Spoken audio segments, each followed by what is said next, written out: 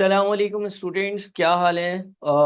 इस specific video lesson में हम मर्जर्स एंड एक्यूसेशंस का एक क्वेश्चन डिस्कस करेंगे। और ये एक पुराना क्वेश्चन है, बट इस क्वेश्चन के ज़रिए हमें बहुत सारे कॉन्सेप्ट्स जो हैं वो समझने में आसानी होगी। लिहाजा मैंने ये क्वेश्चन जो है वो आप लोगों के लिए पिक किया है। आईकेप के पास पेपर्स का ये विंटर 2005 का सवाल है, यानी कि काफ़ी पुराना सवाल है, अलबत्ता रेलेवेंट है और कुछ कॉन्सेप्ट समझाने के लिए बहुत ज़्यादा बेनिफिशियल है। तो इस सवाल को देखते हैं। बिजनेस फाइनेंस डिसीजन हो, स्ट्रेटेजिक फाइनेंशियल मैनेजमेंट हो, एसएफएम जो आईसीएमए का पेपर होता है, या कोई भी इस तरह का पेपर हो, उसके लिए सवाल आपके लिए रेलेवेंट है अगर मर्जर्स एंड एक्विजिशंस का टॉपिक आपके पेपर में है। सवाल को पढ़ना शुरू करते हैं और मैं सारी चीज़ें आप लोगों के साथ कम से कम टाइम में डिस्कस करने की कोशिश करूंगा। लिखा हुआ है, Protco limited is contemplating a bid for the share capital of Nordic limited, the following statistics are available. तो इन सिंपल प्रोटको एक्वायरर है, नॉर्डिक नॉर्डिक जो है वो टारगेट कंपनी है जिसको प्रोटको एक्वायर करना चाह रहा है। प्रोटको लिमिटेड और नॉर्डिक लिमिटेड के बारे में कुछ इंफॉर्मेशन है। Number of shares 14 million, 45 million, share price 8.40, 1.66, latest equity earnings 11.85 million और 9.3375 मिलियन। ये जो इन्फॉर्मेशन यहाँ पर दी हुई है ना, इससे मैंने एक टेबल आप लोगों के लिए आपकी आसानी के लिए बना लिया है, और वो टेबल भी आप लोगों को स्क्रीन पर नजर आ रहा होगा। जैसे जरा इस टेबल को थोड़ा सा गो थ्रू करते हैं। देखिए, प्रोटको और नॉर्डिक मैंने दोनों कंपनीज की हेडिंग डाल दी। प्रोटको के 14 मिलियन शेयर्स हैं, नॉर्डिक के 10 मिलियन। सवाल की as it is information, share price 8.40 और 1.66, ये दोनों भी क्वेश्चन में एज इट इज दी हुई है। अर्निंग्स की वैल्यूज भी 11.85 और 9.3375 एज इट इज सवाल में दी हुई है, मैंने यहाँ पर लिख दी है। हाँ, मैंने क्या किया है, मैंने अर्निंग्स पर शेयर को भी कैलकुलेट कर लिया। अर्निंग्स पर शेयर को कैसे कैलकुलेट किया जाता है? प्रॉफिट आफ्टर टैक्स को नंबर ऑफ शेयर से डिवाइड कर कर। सर, इसको कैलकुलेट करने की क्या रीज़न है? जनरली आपके पास मर्जर्स एंड एक्विजिशन के क्वेश्चन में बहुत सारी बार पी रेशो इस्तेमाल हो रहा होता है। पी रेशो कैलकुलेट करने के लिए आप मार्केट प्राइस पर शेयर या मार्केट वैल्यू पर शेयर को अर्निंग्स पर शेयर से डिवाइड करते हो। इस चीज़ को दिमाग में रखते हुए ये चार पांच जो चीज़ें हैं ये आप कैलकुलेट कर लिया करें, जिस तरह से पी रेशो है, ईपीएस है, market value of the company है, market price of a share है। देखिए, ये जो यहाँ पर चीज़ें हैं ना, 1 2 3 4 5 6, इसमें से कुछ दी हुई होंगी, कुछ कैलकुलेट कर सकते होगे, तो एक ऐसे ही आप टेबल बना लिया करो जिसमें ये वैल्यूज आप कैलकुलेट कर कर डाल दो। अच्छा, फिर हमारे पास नॉर्डिक का अर्निंग्स पर शेयर, अगेन जो टोटल अर्निंग्स है उसको नंबर ऑफ शेयर से डिवाइड किया। Market value of a company कैसे निकली? आपके पास एक शेयर की वैल्यू है और आपके पास नंबर ऑफ शेयर्स है। तो जब आपके पास एक शेयर की वैल्यू है और आपके पास नंबर ऑफ शेयर्स है, आप दोनों को मल्टीप्लाई करोगे, market value of the company आ जाएगी। इसी तरह से यहाँ पर भी आपके पास एक शेयर की वैल्यू है और आपके पास नंबर ऑफ शेयर्स है, दोनों को मल्टीप्लाई करोगे तो पूरी कंपनी की मार्केट वैल्यू आ जाएगी। और फिर फाइनली मैंने पी रेशियो कैलकुलेट कर लिया। पीई रेशियो कैलकुलेट करने के लिए या तो आप मार्केट वैल्यू पर शेयर को अर्निंग्स पर शेयर से डिवाइड कर दो, या फिर आप total market value of the company को total earnings of the company से डिवाइड कर दो। यानी कि यहां पर तो मैंने 8.40 को 0.85 से डिवाइड किया। अगर आप बेहतर समझो तो आप 117,600 को डिवाइड कर सकते थे 111.850 मिलियन से। यानी कि पी रेशियो के लिए या तो मार्केट प्राइस पर शेयर डिवाइडेड बाय अर्निंग्स पर शेयर, या फिर total market value of entire company divided by total earnings of entire company, that is profit after tax. So I hope so कि ये टेबल बड़ा आसान है, ये टेबल आप लोग भी आराम से बना लोगे। इसमें से बहुत सारी इंफॉर्मेशन तो सवाल में ऑलरेडी हमें पहले से ही दी हुई थी। ठीक है जी, उस इंफॉर्मेशन को यूज करते हुए ये टेबल हमने कंस्ट्रक्ट कर लिया। ये एक्सेल की शीट जो है ये भी आपको मिल सकती है, आप मुझे व्हाट्सएप करो, आपको मैं ये शीट प्रोवाइड कर दूंगा। और इस शीट में सारी चीज़ें लिंक भी होती हैं, तो आप आराम से ये चीज़ें देख सकते हो। आगे बढ़ते हैं। अब आगे लिखा हुआ है, Protco Limited's plan is to reduce the scale of Nordic Limited's operation by selling of a division which accounts for 1.5 million of Nordic Limited's latest earnings as indicated above. Protco Nordic को खरीदेगा, और Protco जब Nordic को खरीद लेगा तो एक specific division है Nordic का जिसको ये बेच देगा, और वो डिवीजन अभी Nordic को 1.5 मिलियन कमाकर दे रहा है। यानी कि आफ्टर एक्विजिशन वो डिवीजन नहीं रहेगा, जब वो डिवीजन नहीं रहेगा तो उससे आने वाली 1.5 मिलियन की जो इनकम है, जो अर्निंग्स है, वो भी नहीं रहेंगी। The estimated selling price for the division is 10.2 million, और ये डिवीजन 10.2 मिलियन में बिक जाएगा। नॉर्डिक लिमिटेड एक बड़ी कंपनी है, उसमें दो चार पांच डिविजन है, उसमें से एक स्पेसिफिक डिवीजन है जो 1.5 मिलियन रुपए कमा कर देता है, वो 10.2 मिलियन का है, उसको प्रोडक्ट को बेच देगा, उसको आगे कंटिन्यू नहीं करेगा, यानी कि नई कंपनी या मर्ज कंपनी में उसका वजूद नहीं होगा। ठीक है जी। Earnings in Nordic Limited's remaining operations could be increased by an estimated 20% on a permanent basis by the introduction of better management and financial control. अब ये कहता है सवाल कि जो बच गई होंगी अर्निंग्स, यानी कि टोटल अर्निंग्स में से एक डिवीजन बंद हो गया, उसकी अर्निंग्स हटा दें, अब जो अर्निंग्स बच गई ना वो 20% से इंक्रीज हो जाएंगी, क्योंकि अच्छी मैनेजमेंट होगी और सारी चीजें। Prodco Limited does not anticipate any alteration to Nordic Limited's price earnings multiple as a result of these improvement in earnings. Prodco Limited जो है वो ये सोचता है कि जब मैं ये चेंजेस कर लूंगा, यानी कि नॉर्डिक पूरा खरीदूंगा, नॉर्डिक का एक डिवीजन बेच दूंगा, इन चेंजेस करने के बाद जो नॉर्डिक के बचे हुए डिविजन्स होंगे वो भी उसी पीई मल्टीपल पर या उसी पीई रेशियो पर, या जो करंट नॉर्डिक का पीई रेशियो है उसी पीई रेशियो पर वैल्यू होने चाहिए, या उसका पीई रेशियो उतना ही रहेगा। To avoid duplication, some of Prodco Limited's own property could be disposed of at an estimated value of 16 million. Redundancy costs are estimated at 4.5 million. Requirement क्या है? Calculate the effect on the current share price of each company. यानी कि companies की जो अभी की share price है उस पर क्या इंपैक्ट पड़ेगा। All other things being equal, offer 2 for 9 share offer by Prodco limited. पहले तो इस सवाल को आपने अच्छे से पढ़ लेना है, यहाँ पे वीडियो पॉज कर फिर आपने आगे बढ़ना है। मैं आगे बढ़ता हूँ अगर, तो सबसे पहले हमारे पास जो है ना वो एक वर्किंग आ रही है रिवाइज नंबर ऑफ शेयर्स की। देखें, प्रोडको नॉर्डिक को खरीद रहा है।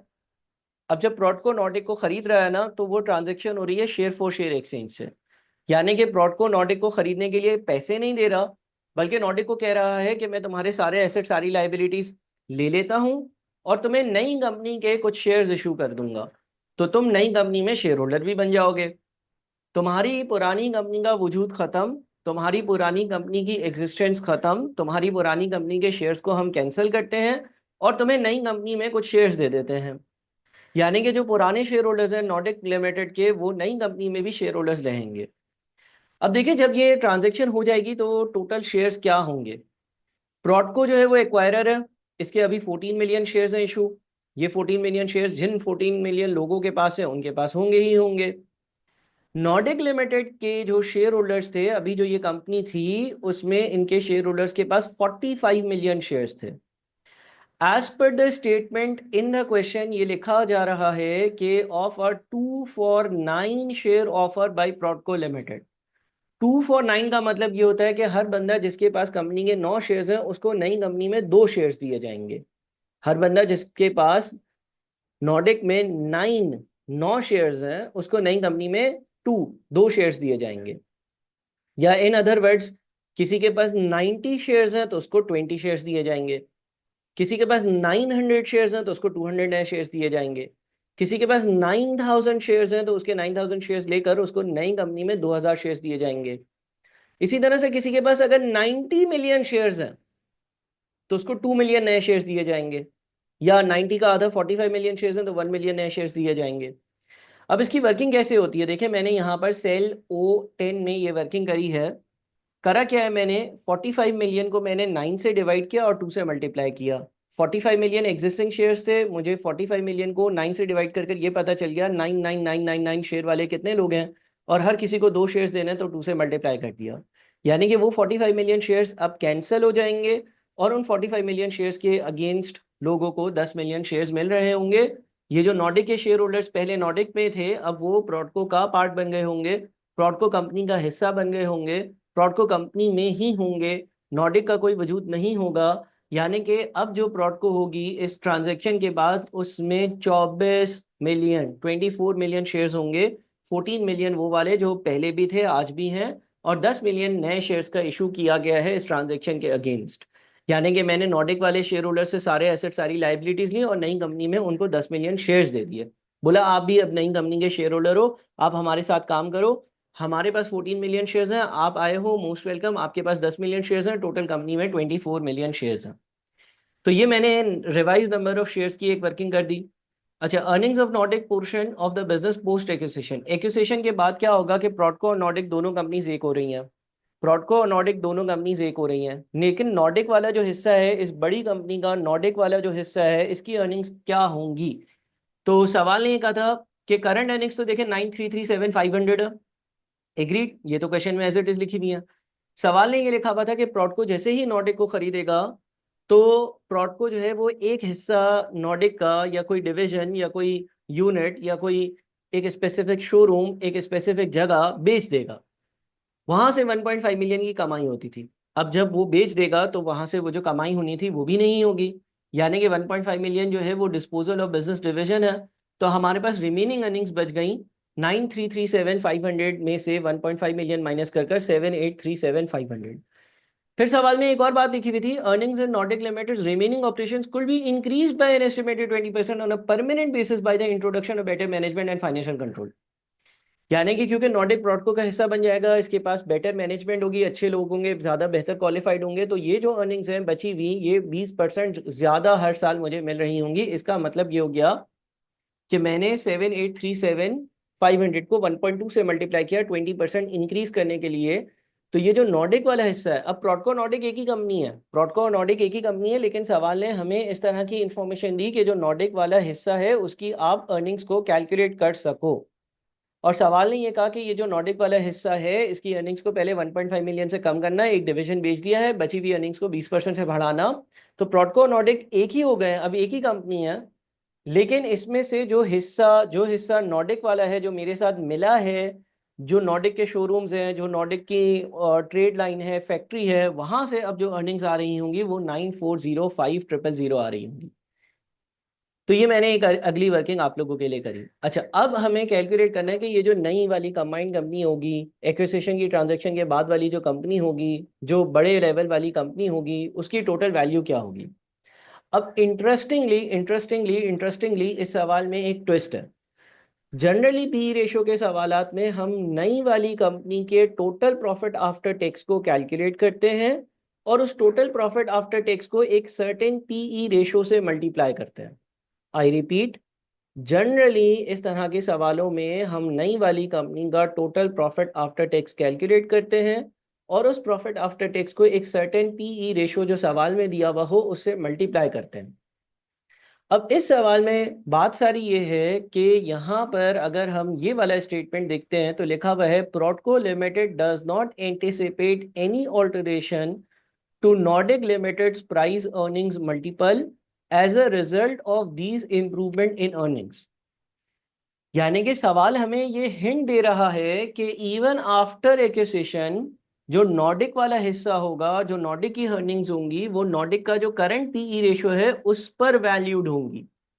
क्या सर ऐसा हो सकता है? प्रैक्टिकली कुछ भी हो सकता है। प्रॉडको एक्वायरर है, नॉर्डिक टारगेट है, मे बी प्रॉडको नॉर्डिक को खरीद कर अपने साथ कंप्लीटली 100% मर्ज नहीं कर रहा, बल्कि नॉर्डिक के ऑपरेशंस को सेपरेट चलने दे रहा है। और प्रॉडको जो है वो नॉर्डिक को उसका जो करंट पीई रेशियो है उसी पर वैल्यू करना चाहता है, एक्सेप्ट कि वो अर्निंग्स में जो ऊपर दो चेंजेस करी हैं वो कर कर। अब अगर हम कंबाइंड कंपनी की वैल्यू ढूंढेंगे तो कुछ ऐसा लग रहा है कि एक हिस्सा है जो है प्रॉडको, प्रॉडको की टोटल वैल्यू 117600000 है। इसका जो हिस्सा है प्रॉडको का उसकी वैल्यू इतनी है। कैसे सर? यहाँ पर हमने कैलकुलेट करी थी market value of company. Market value of company का मतलब है नंबर ऑफ शेयर्स को शेयर प्राइस से मल्टीप्लाई किया तो वैल्यू ऑफ अ कंपनी आ जाती है। तो नई कंपनी में दो हिस्से हैं, एक प्रॉडको वाला हिस्सा है उसकी वैल्यू 117600000 है। फिर जो नॉर्डिक से हिस्सा आया है, जो नॉर्डिक से हिस्सा आया है उसकी वैल्यूएशन कैसे निकाली। नॉर्डिक से जो हिस्सा आकर प्रॉडको का पार्ट बन गया है उसको मैंने अलग से 8 के पीई मल्टीपल पर मेजर किया, पी रेशो 8 का यूज किया, या 8 वाला पी रेशो नॉर्डिक का करंट पी रेशो भी था। और मैंने अर्निंग्स ली है वो एडजस्ट होने वाली, क्योंकि जब मैं एक्विजिशन कर लूंगा तो वो चेंजेस तो लेकर आऊंगा। बहरहाल मैं पीई रेशो 8 इसलिए यूज कर रहा हूं क्योंकि हमारे पास इस क्वेश्चन में लिखा हुआ है कि नॉर्डिक का जो हिस्सा है उसको 8 के मल्टीपल पर या करंट पीई रेशो पर वैल्यू करना, तो ये बात बड़ी इंपॉर्टेंट है। इसका मतलब जब मैं नई कंपनी की या मर्ज कंपनी की एक्वायर्ड कंपनी की टोटल न्यू कंपनी की वैल्यू निकाल रहा हूं तो उसमें एक हिस्सा प्रोडको का है, उसकी वैल्यू वही है जो आज थी। एक हिस्सा नॉर्डिक का जो मेरा पार्ट बन गया उसकी ये वाली वैल्यू है।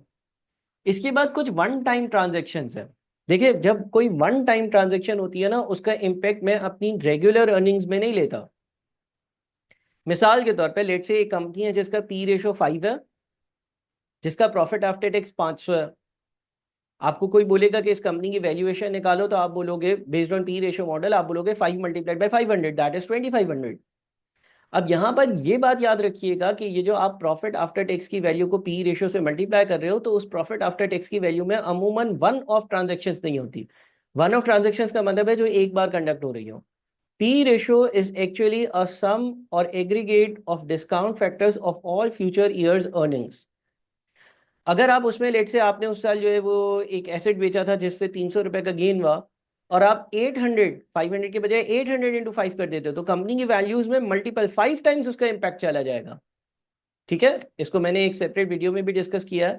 तो हमेशा याद रखें कि वन ऑफ ट्रांजेक्शन यानी कि कुछ ऐसी ट्रांजेक्शन्स जो रेगुलर अर्निंग का या रूटीन अर्निंग का पार्ट नहीं है, पी रेशो मॉडल में हम उसको अर्निंग्स का पार्ट बनाकर और मल्टीप्लिकेशन नहीं करते हैं, उसको अलग से एडजस्ट करते हैं। और जब हम उसको अलग से एडजस्ट करते हैं तो ऐसा ही सवाल में किया है मैंने जो डिवीजन बेचा था, जो नॉर्डिक का एक हिस्सा था जो मुझे 1.5 मिलियन कमा कर दे रहा था, वो मैंने डिस्पोज ऑफ किया। उससे मुझे 10.2 मिलियन का गेन हुआ। अच्छा, उस डिवीजन की कॉस्ट नहीं लिखी हुई थी तो मैं एज्यूम कर रहा हूँ जितने का बेचा वो सारा गेन है। अगर कॉस्ट होती तो सेल्स प्रोसीड्स लेस कॉस्ट ये गेन होता मेरा। मैंने अपनी कुछ प्रॉपर्टी सरप्लस जो थी वो 16 मिलियन की बेची है। या आखिरी पैराग्राफ में लिखा हुआ है to avoid duplication some of Prodco limited's own property could be disposed of at an estimated value of 16 million. कुछ रिडेंडेंसी कॉस्ट इनकर करी है यानी कि जेब से भी पैसा पे किया। तो इसका मतलब न्यू कंपनी की जो वैल्यू होगी ना वो ये वाली होगी। प्रोडको वाली वैल्यू, नॉर्डिक के हिस्से की वैल्यू, वन ऑफ ट्रांजेक्शन की वजह से क्या फायदे क्या नुकसान हुए उसकी एडजस्टमेंट, हम कहेंगे कि न्यू कंपनी जो है ना उसकी टोटल वैल्यू 214,540,000 बनती है। ठीक है जी।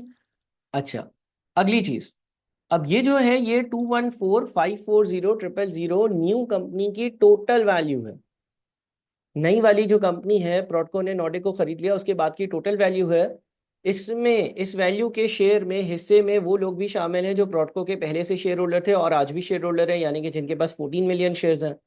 इसमें नॉर्डिक के शेयर होल्डर्स भी शामिल हैं जिसके जिनके पास पहले 45 मिलियन शेयर हुआ करते थे, सेपरेट कंपनी होती थी, अब वो प्रोडको का ही हिस्सा है और इनको 10 मिलियन शेयर्स दिए हैं। यानी कि ये जो 214,540,000 रिप्रेजेंट कर रहा है ना, ये 24 मिलियन शेयर्स को रिप्रेजेंट कर रहा है। ये वाली जो वैल्यू है ये 24 मिलियन शेयर्स को रिप्रेजेंट कर रही है। एग्रीड। ये टोटल वैल्यू है ऑफ इंटायर कंपनी, ये टोटल शेयर्स है इन द न्यू कंपनी।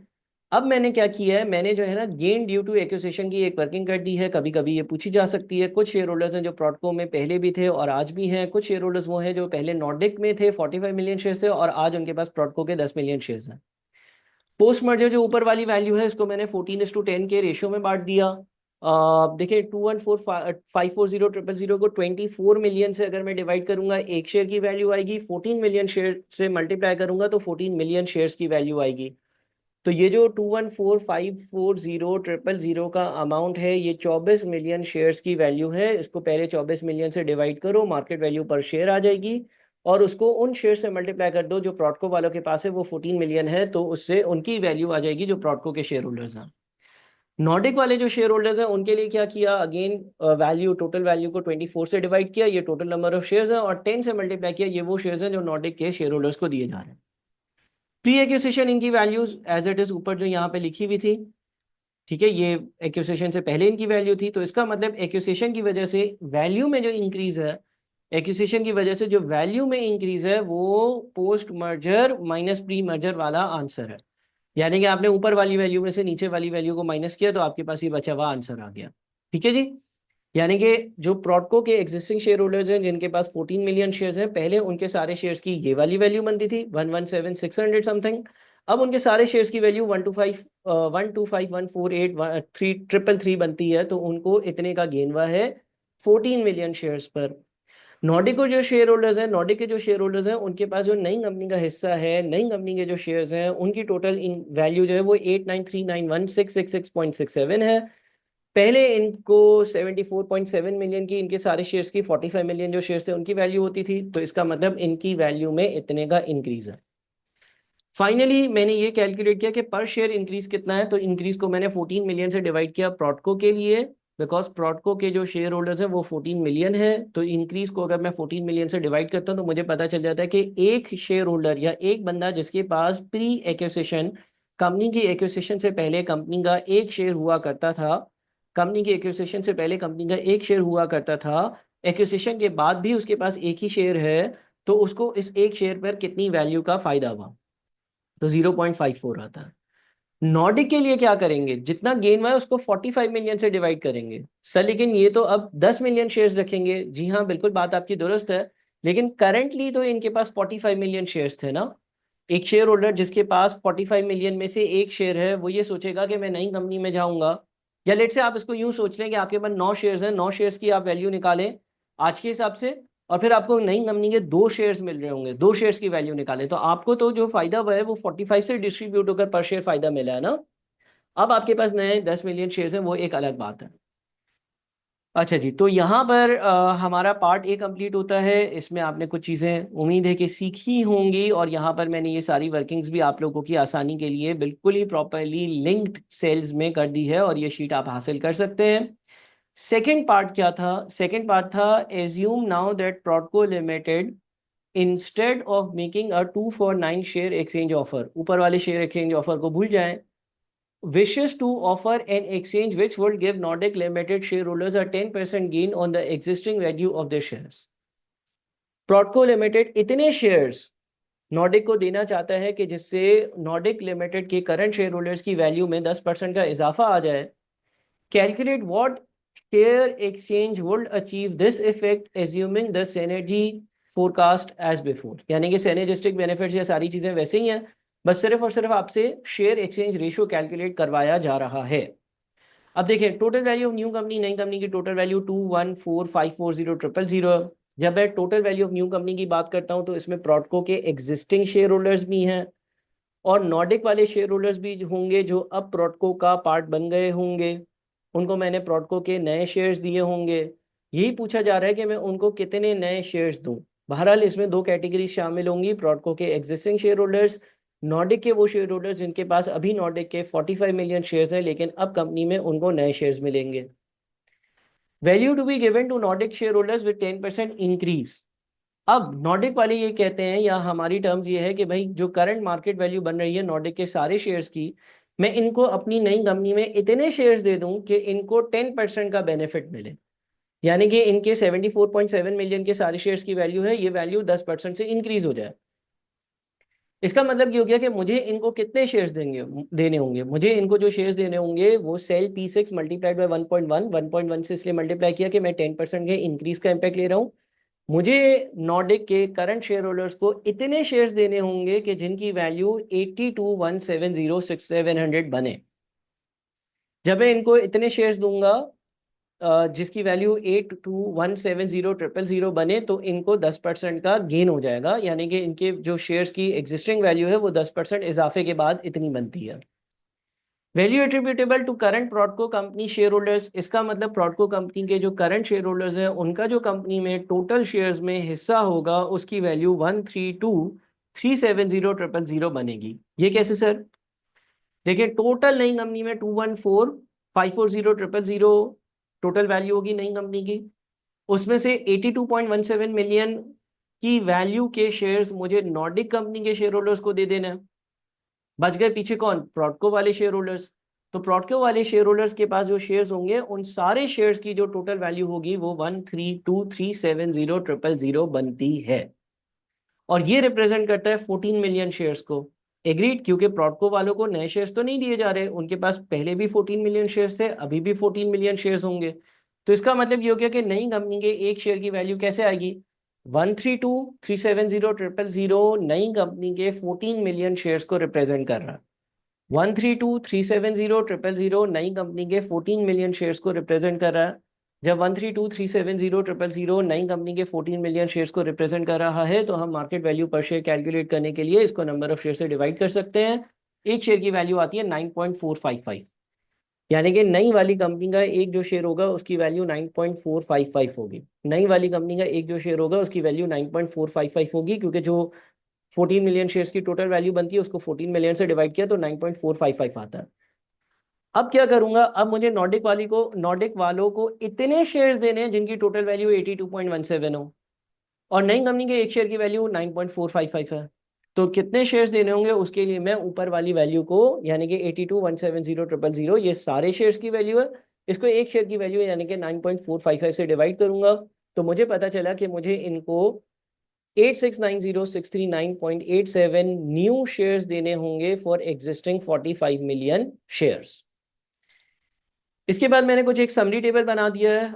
अगर हम पार्ट बी के हिसाब से चलते हैं, वैसे तो ये सॉल्व हो गया, लेकिन अगर हम पार्ट बी के हिसाब से चलते हैं तो प्रॉडको के जो शेयर होल्डर्स हैं उनके पास 14 मिलियन शेयर्स हैं। नॉर्डिक कंपनी के शेयर होल्डर्स को हम 8690,639.87 शेयर्स दे रहे हैं।